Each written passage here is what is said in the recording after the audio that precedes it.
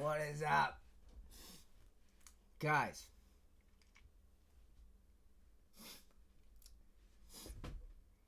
I think this is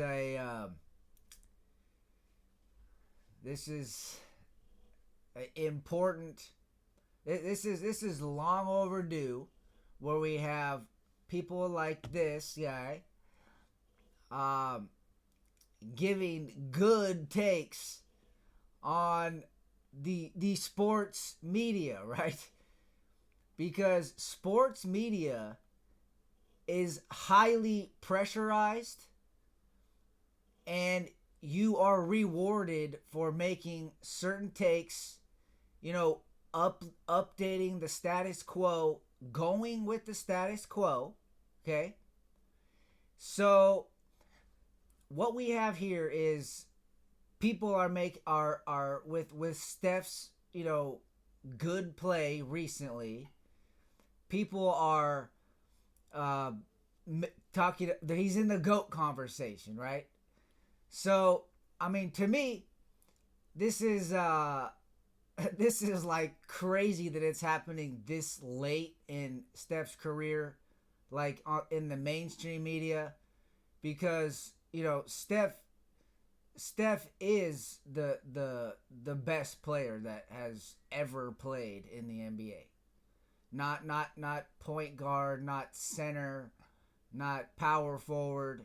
Like he's the best player that's ever played in the NBA. Better than Jordan, better than LeBron, better than Kareem.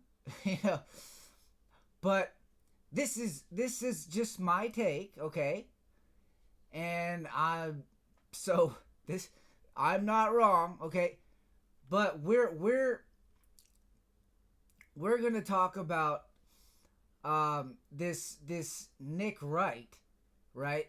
Okay, what's Nick Wright? 5'10", 6 foot, average sized man, right? Who's just going so hard against point guards, right? And this is a guy who's never played basketball on any kind of, right? Like I would just, I would just eat him alive, right? As a player, right? So, this is my alpha, People want to be taken, right? It's like, but it's like, when you have what's really what's really being put out there, and it's just crazy. But I really like this guy, this JWL Hoops, right? And this is not, these are conversations that are good for the game, right? And it's like you okay, now you're getting me, you're getting the dominating persona here, but the crux is, I feel like you should watch this video about Nick Wright, like, just a white guy who can't play out of his mom's ass, right? Talking about Steph is the greatest point guard, but he's not the greatest player. And maybe let's play a little bit of it,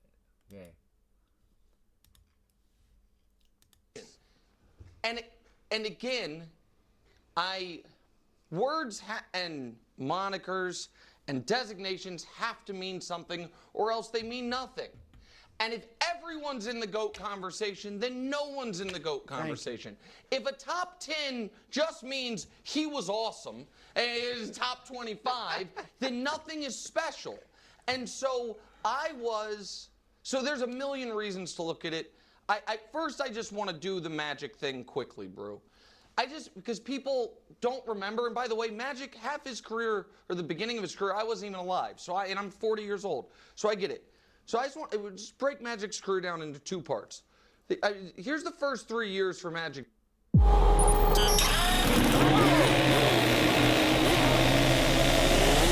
Johnson. 2 championships, 2 finals MVPs in his first 3 seasons, including what some people think is the greatest game ever, the 42-15-7 as All a rookie to win a championship over Dr. J and the Sixers. Here's the reason I'm showing you these first 3 seasons. He wasn't good yet. Because here's the next 9. 3 league MVPs, all 9 years top 3 MVP, all 9 years first team All-NBA, 3 more rings, another Finals MVP, and made the Finals 7 of the 9 times.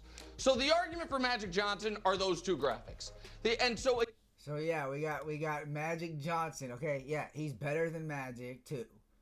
You know, although Magic is the probably the best comparison, the problem was Magic was like 6'8", all right?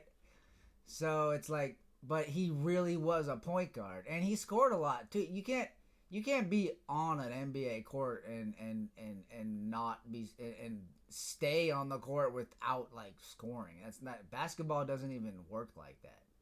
If you're not producing, you know, there's only a few guys that are there for their defense, right? Patrick Beverly, freaking, you know, there's not a lot, you know. I mean, LeBron for his defense, you know, you know, and who Avery, I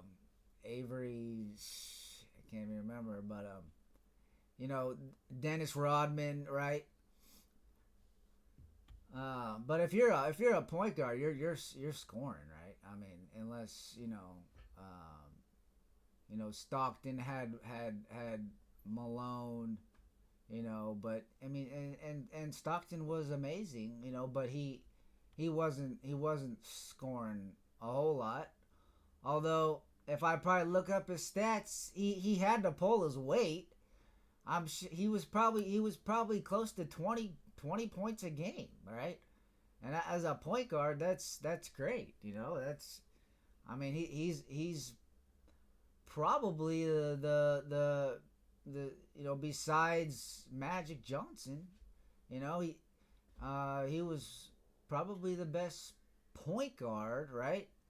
I mean, you had Danny Ainge, Steve Kerr, you know, Larry Bird, you know, who was more of a shooter, but you know, none of the best players have been, you know, Caucasian, right? As soon as you know, the league became, you know, black, you know, because the black people they serve a more defined purpose on a basketball court, right? Because you're looking at the tangibles, not intangibles. We're talking about, you're looking at the tangibles, right? So they're on average, they are, you know, they're bigger, they're faster. I mean, I just like they're bigger and they're more athletic. I think, you know, you don't need to say stronger, faster, you know, but they're bigger and they're more athletic. So those are the tangibles. Those are the facts. Like, those are the unavoidable truths of NBA basketball, right? And you know, Steph has totally flipped this thing on its head. We've never seen anything like Steph. You know, we have never seen anything, and it's like, so people are just bored, like Nick Wright, you know, just like, you know, there's only one Steph in the league, and he's better than everybody else. He's been better than everybody else for a very long time, and he makes other players better, and he's completely underrated. You know, I mean, he's you know, obviously he's gotten a lot, but if we want to talk about what happened with Caitlin Clark, right?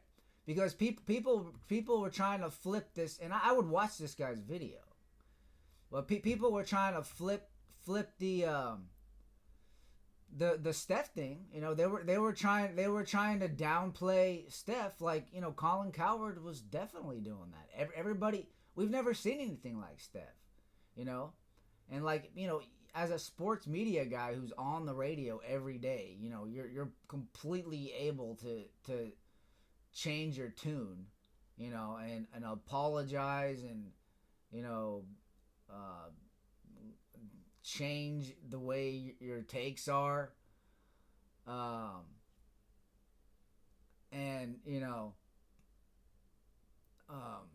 so then we have the thing with LeBron confronting Stephen A. Smith, and so, you know, that's another kind of, you know, interesting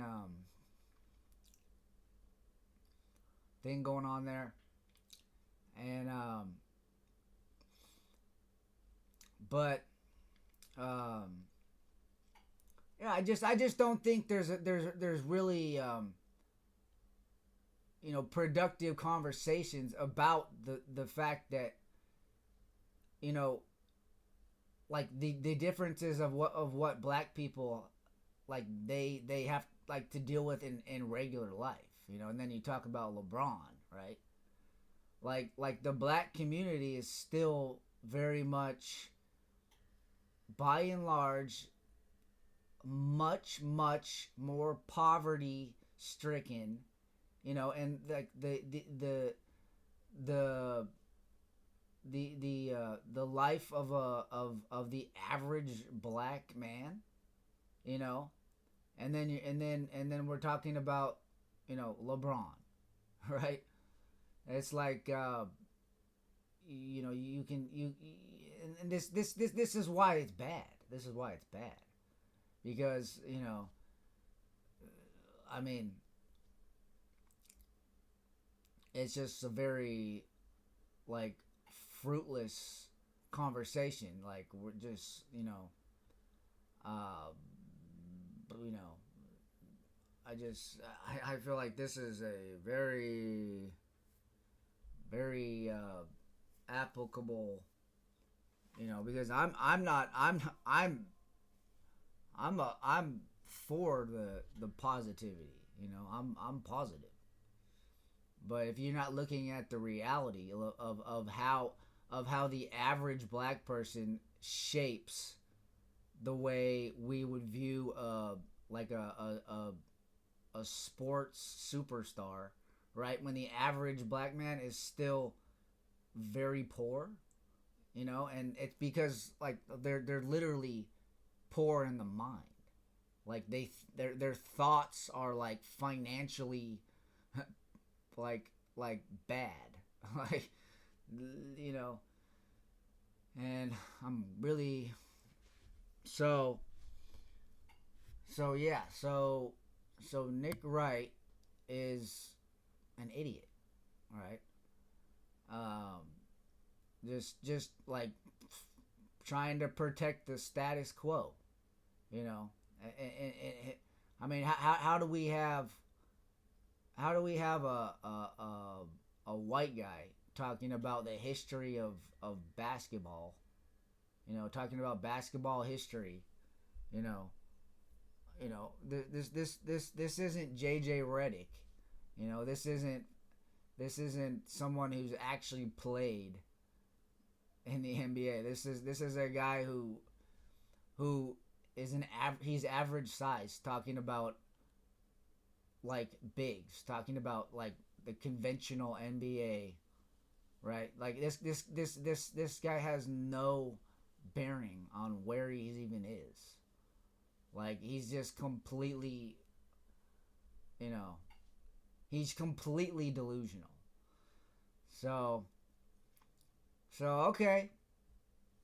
So I love this guy right here, because this guy, I can only go off of what and why are these big heads so significant? What makes a sports media personality, you know, Like how are these nobodies getting in? You know, and I'm not saying, you know, I'm not saying Chris Broussard is a nobody or whoever this guy is, you know, but this guy is delusional. I can say that for sure. Nick Wright. And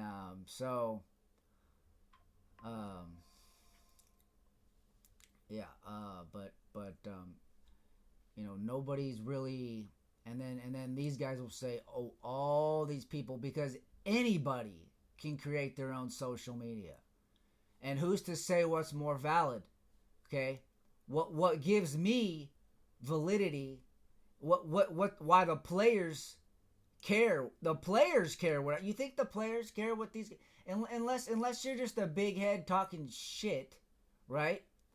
They're not gonna react, right? Like LeBron confronted Stephen A because you just can't allow this, bro. Like you can't allow or you know, as a, you know, and then Stephen has a chance to defend himself. But the players respect what I say because I'm a player. What's to garner respect amongst players from any of these people? Because a lot of the players don't respect the players that are in the media. You know, Charles Barkley doesn't respect Kendrick Perkins. You know, who are the a lot of people respect Magic Johnson. A lot of people respect you know, and a lot of times the players have a hard time in the media. And I'm just going to say that if you're not understanding that they're coming from a poor background. A lot of the players, they grew up poor. And then now you're just fucking talking in a big ass studio. You're just spewing garbage. You're just saying whatever. You're like, man, life is good, baby. Yeah, we getting paid over here, bro. We on TV, national television. You know, just talking, man. Life is good. But the unavoidable fact is that you're talking about what's happening on the court. And that dictates everything. And these guys just talk for hours and hours and hours and hours about something that they have no idea about what it actually takes to play, right? Like JJ Redick does know he played, right? So he has respect amongst the players. But how much respect did JJ Redick have as a player though? I mean, how much do I respect my other players? I mean, I respect them more than Nick Wright. But when I'm playing, do I really, you know, because I give too much respect to people, like, because it's like people just get carried away because I'm such a good player. You know, so it's like, hey, you know, but what's really going on? What's the business? Because that's what really affects what's going on. You know, Doge, Elon Musk, Donald Trump. You know, this is good for our society, right? And then we even had Steph trying to support the Democrats after they've already been in control for 20 fucking years, right? It's just, you don't even know. These things affect your lives more than the media. That's why, like, everybody in the media is Democrat, and they're like, oh, I'm not political, I'm just sports.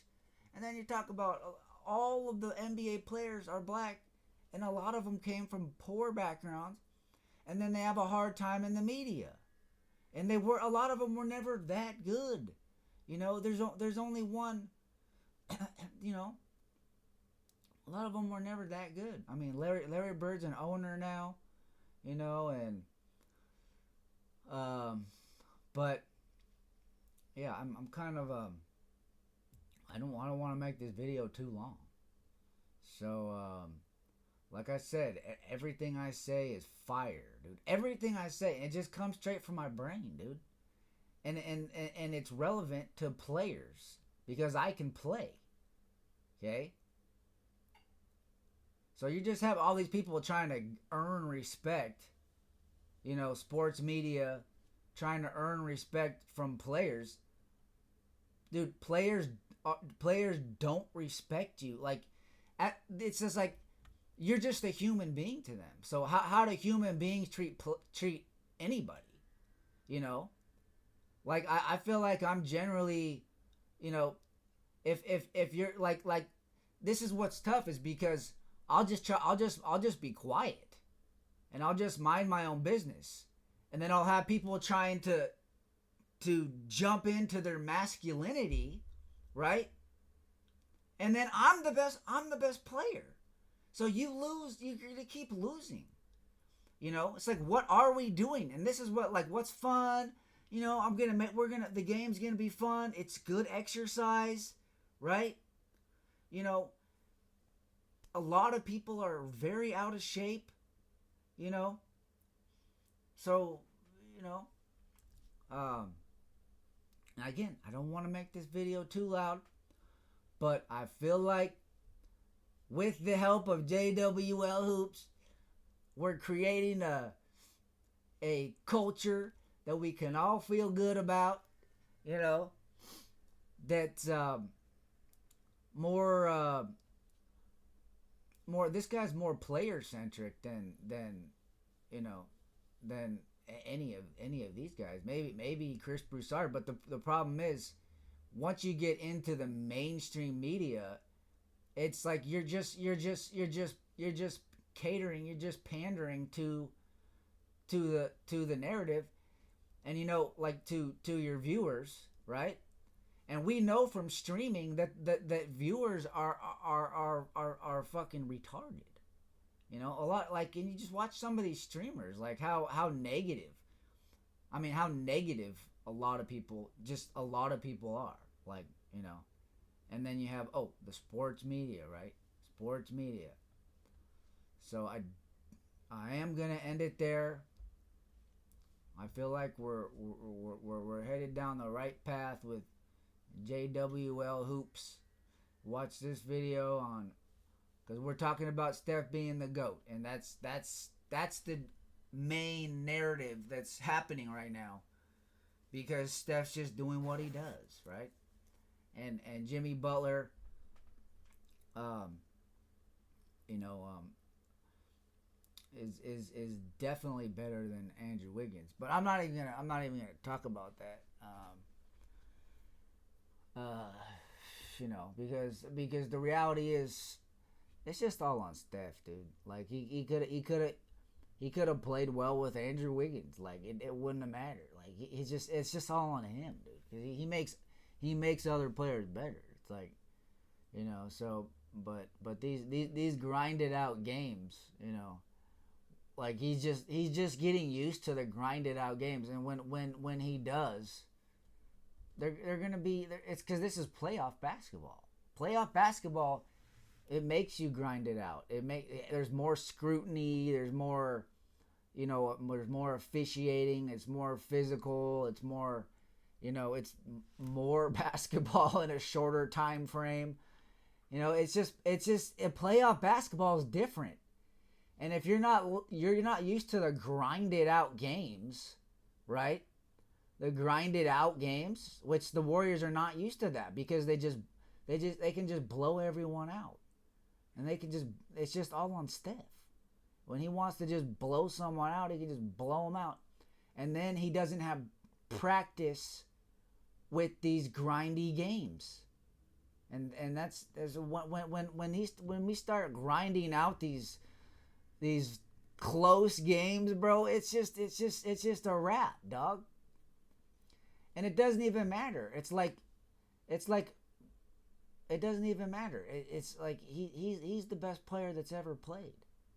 And it's like, what do you want from him? Like it being a human being, he's still a human being though. So what does it even matter? Like you're still living, you know, and